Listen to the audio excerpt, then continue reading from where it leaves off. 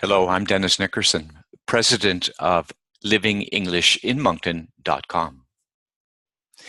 When I have my conversation groups with English language learners, the most common request I have as a teacher is, can you teach me how to speak English more naturally?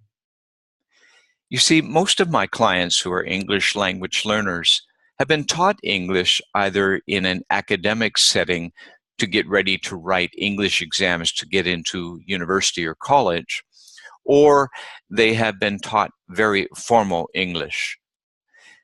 And then they realize that when they come to a new culture like the city of Moncton, where I am now, and they speak to people on the streets who are native English speakers, they are often not understood because we don't normally speak in an academic way to one another or in a formal way. We have a more informal way of speaking English on the street. 3 tools I teach my English language learners to help them be able to speak English in a more natural way is syllable stress, number 1. 2, I teach them the schwa. And 3, I teach them the melody and rhythm of English. So the first 3 classes that we have English conversation together, I will take about 15 minutes at the beginning of each class to go over each one of these tools to help them and aid them in being able to speak English in a more natural way in the English conversation groups. The first rule that I teach them to follow, and there's 9 of them, the first one is that one word in English always have only one syllable. For instance, these 3 words here. Sometimes I hear English language learners who are beginning say single syllable words in English as 2 syllables. For instance, sometimes I will hear them say dog, when it really sounds like this, Doug. Or green, which really should sound like green. Or quite, which should sound like quite. So one word in English is always one syllable sound. Dog, green, quite. The second rule that I teach my students or my English language learners is that when you stress a syllable in English, you always make the sound of the vowel. So O in dog, so the sound of dog comes from the vowel, the ug of the O, so dog. The E of the green, green. The I of the quite, quite. So in the syllable that is stressed, we always stress the vowel in the English language. The third rule are with 2-syllable nouns and 2-syllable adjectives. For 2-syllable nouns and 2-syllable adjectives, we stress the first syllable.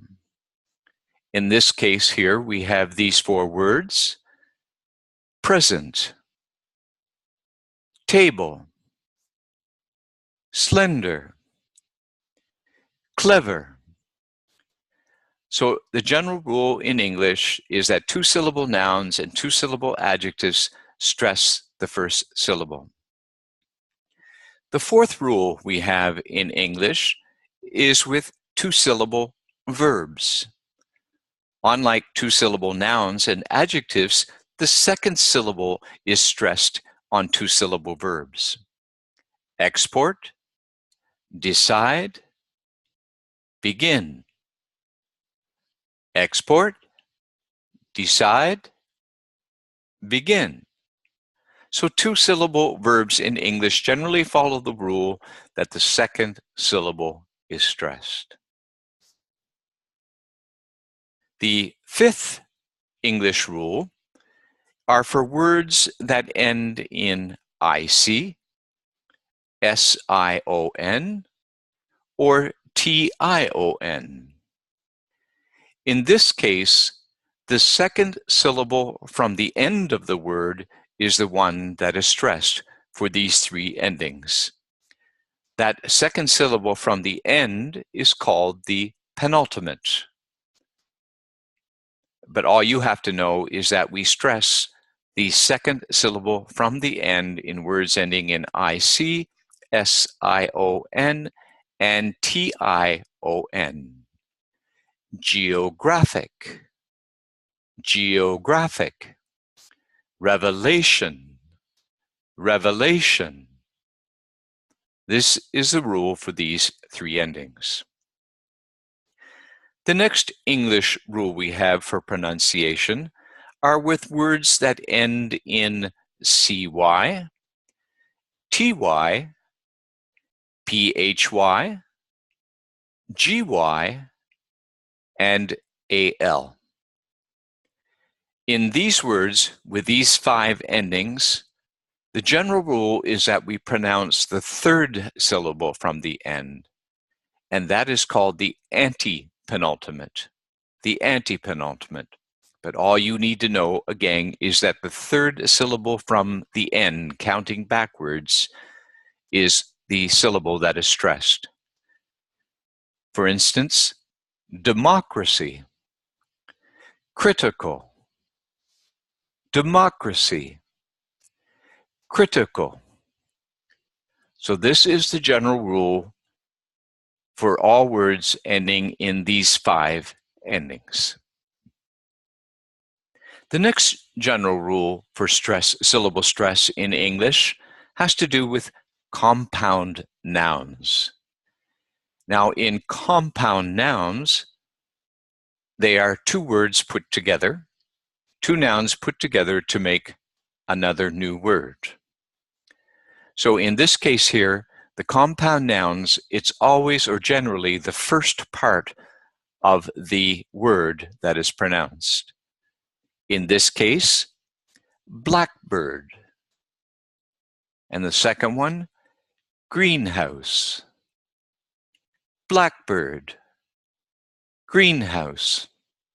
So in compound nouns, it is the first part or the first word of the compound that is pronounced in English. It's different when you come to compound adjectives. In compound adjectives, unlike the compound nouns, it is the second part or the second syllable that is pronounced in compound adjectives.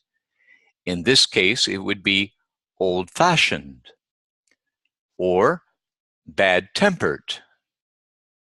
Compound adjectives stress the second part of the compound word or the second syllable, old-fashioned, bad-tempered. The next rule for syllable stress, we've had compound nouns, compound adjectives, and now compound verbs. And in compound verbs, it is the second part of the word that is stressed. So although there might be two syllables in the first word of the compound, it is always the second word of the compound that is stressed. So for instance, in this one here for the compound verb, understand or overflow. Understand, overflow. The second part of the compound verb is the word that is stressed. So these are 9 general rules to help you be able to know which syllable should be stressed in a word in English to help you to be able to more naturally pronounce or speak these words when you are having conversation. Now, there are a lot of exceptions to these rules in English because English can be a complicated language, but generally, if you follow these 9 rules, it will help you on your way to speaking English more naturally. So stay tuned for the next 2 that I will be giving in a later blog. First of all, I will talk about the schwa, and then I will talk about melody and rhythm, all part of learning to speak English naturally. You can go onto our website, livingenglish in moncton.com if you have any inquiries about what we offer, or if you're interested in taking any of the courses. We will be happy to get back to you as quickly as possible if you respond to our inquiry in contacting us, and we will make sure that you are called and contacted immediately or as soon as we can to line you up with one of our courses to help you on your way to speaking English more naturally. Thank you for listening to this blog.